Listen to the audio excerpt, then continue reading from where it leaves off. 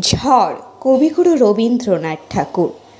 দেখ রে যে নামলো বুঝি ঝড়, ঘাটের পথে বাঁশের শাখা ওই করে ধড়ফড়। আকাশতলে বজ্রপানির ডঙ্কা উঠল বাজি, শীঘ্র তরিবে চল রে মাঝি।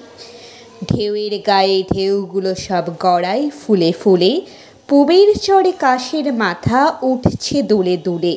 ঈশান কোণে উড়তি বালি আকাশ খানা ছেয়ে, হু হু করে আসছে ছুটে ধেয়ে।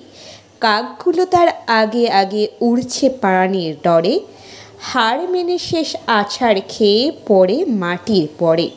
হাওয়ায় বিষম ধাক্কা তাদের লাগছে ক্ষণে ক্ষণে, উঠছে পড়ছে পাখার ঝাপট, দিতেছে প্রাণপণে।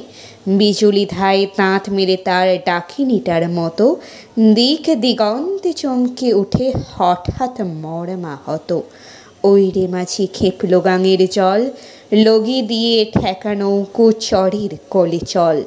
সেই যেখানে জলের শাখা চোখাচোখির বাস, হেথায় হোথায় পলি মাটি দিয়েছে আশ্বাস।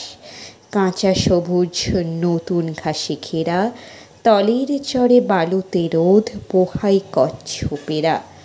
আসন্ন ওই আধার মুখে নৌকা খানে বেয়ে, জায়গাটা ওই সুধায় অগুনে চলছে কোনখানে।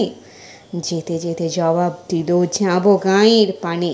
অচিন শূন্য ওরা পাখি চেনে আপন নীর, জানে বিজন মধ্যে কোথায় আপন জনের ভিড়।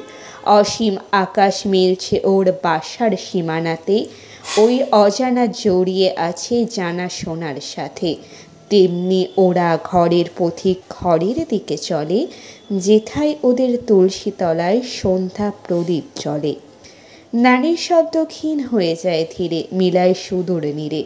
সেদিন দিনের অবসানে সজল মেঘের ছায়ে, আমার চলার ঠিকানা নয়, ওরা চলল গাঁয়ে।